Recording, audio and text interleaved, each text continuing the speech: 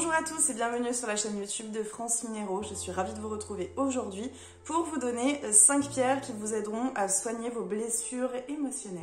Alors tout d'abord, je vais vous parler de la calamine ou hémimorphite. Si vous suivez les vidéos de la chaîne, vous avez probablement vu la vidéo qui est dédiée à cette pierre. Alors cette pierre, elle n'est pas spécialement protectrice, mais en revanche, elle va attirer les énergies positives. Elle protège émotionnellement de la négativité, mais apporte aussi la chance et l'autodiscipline. Elle va donc soigner le manque de confiance en soi et va apporter en retour la motivation.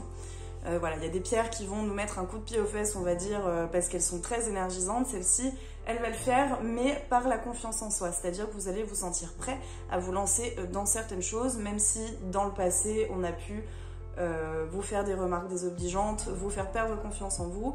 Voilà, la calamine, elle va vraiment aider au niveau de la confiance en soi. Ensuite, nous avons la larme d'Apache. Alors, la larme d'Apache, c'est une obsidienne, très simplement. C'est une obsidienne qui va guérir les blessures profondes, en plus de protéger, on ne le répète plus, mais c'est vrai que l'obsidienne est une pierre extrêmement protectrice. Et donc, cette pierre va aider à guérir les blessures profondes, notamment liées à la lignée, à la famille. C'est-à-dire qu'il y a certains traumatismes et certaines peurs, notamment, qui vont traverser les générations. Et donc, la larme d'Apache va vous aider en ce sens.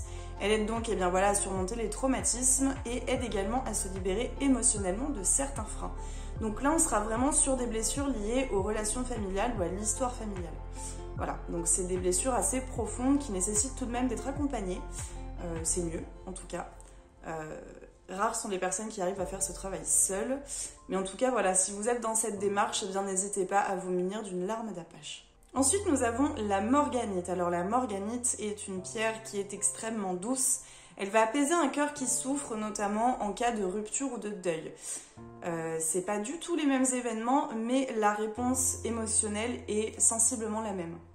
Elle va donc vous aider à accueillir la douleur et à l'accepter de sorte qu'elle s'en aille plus rapidement et que vous soyez un petit peu plus en accord avec celle-ci.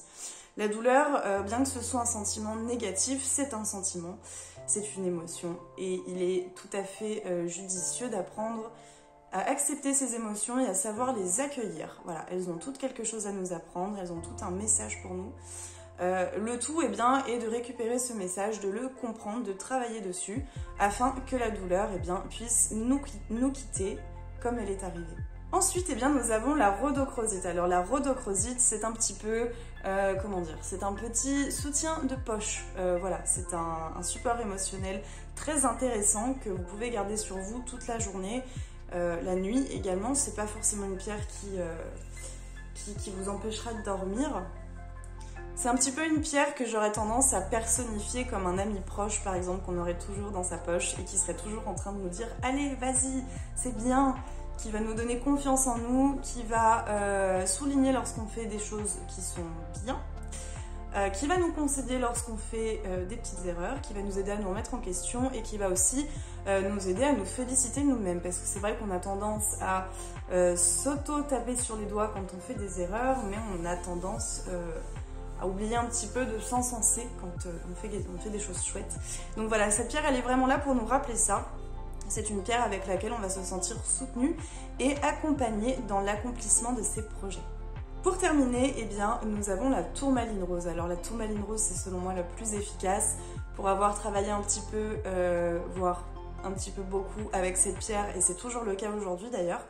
Je trouve que c'est une pierre très intéressante puisqu'effectivement, elle guérit les blessures de l'enfance ainsi que les traumatismes lourds. On va pouvoir travailler sur son enfant intérieur. Alors si vous avez déjà fait des thérapies psychocorporelles ou de la sophrologie, vous avez sans doute déjà entendu parler de cet enfant intérieur que moi-même j'ai rencontré assez tard pour le coup. Mais il n'y a pas d'âge de toute façon, j'ai assez tard. Et donc les thérapies axées sur l'enfant intérieur ou les méditations sur l'enfant intérieur peuvent tout à fait s'accompagner de tourmaline rose. C'est vraiment une pierre qui sera là pour calmer cet enfant intérieur, pour calmer ses angoisses, pour partir à sa rencontre en fait tout simplement et faire ce qu'il faut. C'est une pierre qui vous aidera à vous aider vous-même, mais également à prendre une certaine revanche sur la vie. Voilà, l'ambiance générale c'est vraiment ça.